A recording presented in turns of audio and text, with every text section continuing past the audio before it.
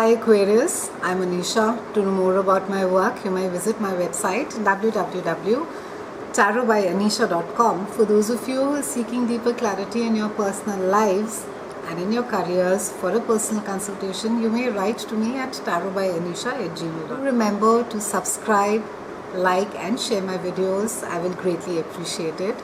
Aquarians, we begin the month with Mars that is still retrograde, and it has been retrograde since the last month and a half, and it carries on being there, being so till about 29th of June. And it is retrograde in a part of your chart that is about your career. It's about how it is that people perceive you at large, and also it is about how it is that you want people to perceive you professionally. And it can be that you could be finding the competition to be quite stiff. It could be more than that you had anticipated it for, and the trick is really to avoid permanent conflict, that could sort of haunt you later. So try and not get into others' space and territory. Don't try and push your way too much. And so just remember this month, Aquarians, that life, it's a tournament. It's not a war. Sometimes you win, sometimes you lose, and that's all right. So try to accept what comes your way and make full use of it, and try not to be in a space wherein that you are being very rigid. So stay flexible this month. And also you will find that that if you were to reposition yourself this month, if you're flexible and if you're willing to sort of it's a thing of that, do you want to sink with this ship, or do you want to sort of be in a space where something can still be salvaged? So do that, and try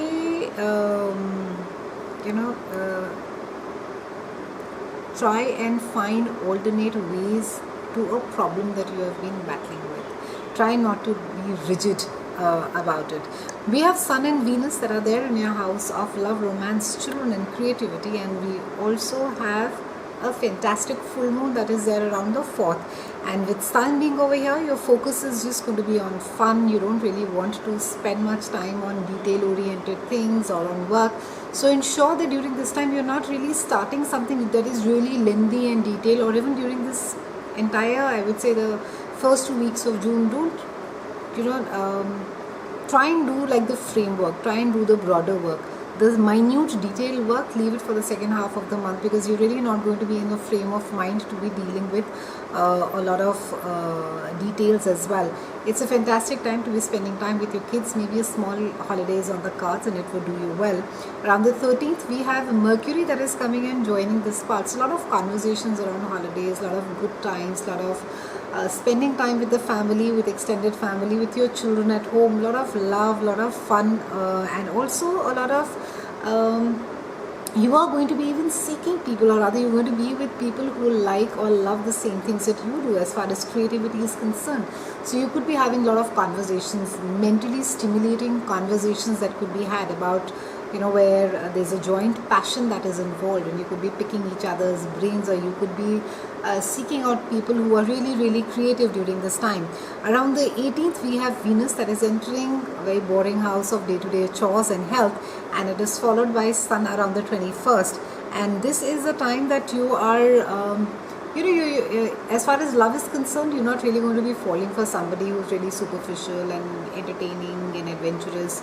It's really the real deal that you're after. When a lot of you are going to be taking care of your bodies, you're going to be taking care of your health regimes, and you're going to be there's just going to be a sense of a quiet enjoyment of just pottering around the house, doing your thing on a daily basis. There's just some kind of almost a therapeutic rhythm that is there.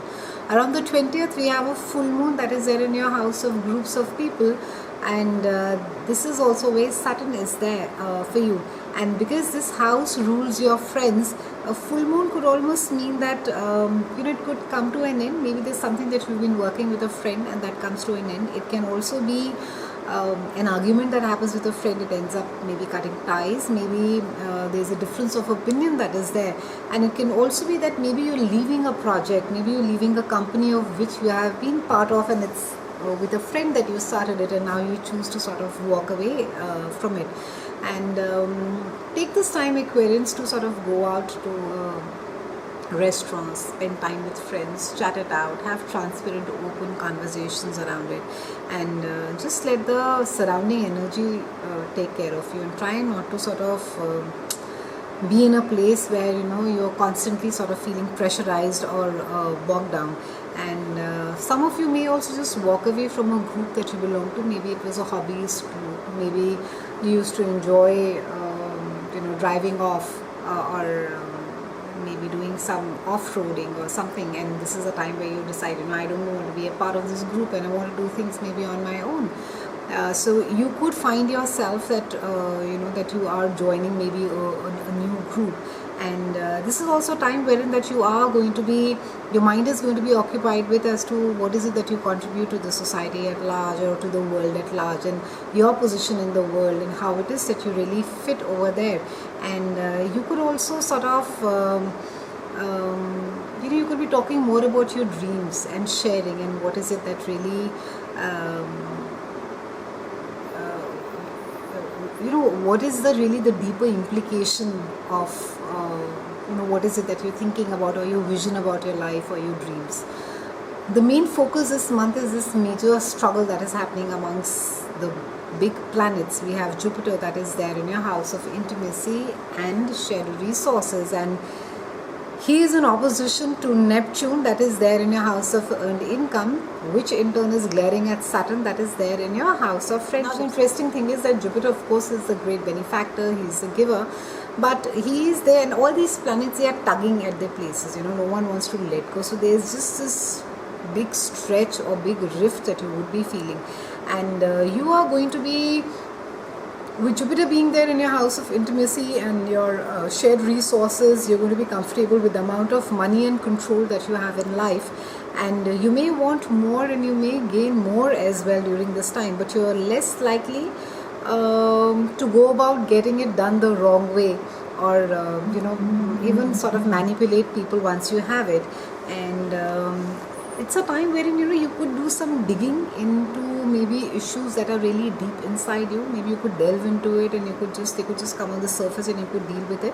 And it's a time of healing and growth, Aquarian. So it's a time that you could literally heal yourself, and it could, maybe the past issues are sort of surfacing and things that are coming up over here, and because this house has to do with intimacy, you'll find yourself that you're able to be vulnerable in your most intimate relationship. And it can also be a good period for your as far as money is concerned. So possibility of gaining more wealth is absolutely there, and if you make good decisions with investments or even through a partnership is there. So quite a lovely month, Aquarians, and I think as far as the joint finances are concerned, this is a time maybe I think it would be wise for you to be looking at doing maybe the budgeting exercise with the professional's help, if you feel like that.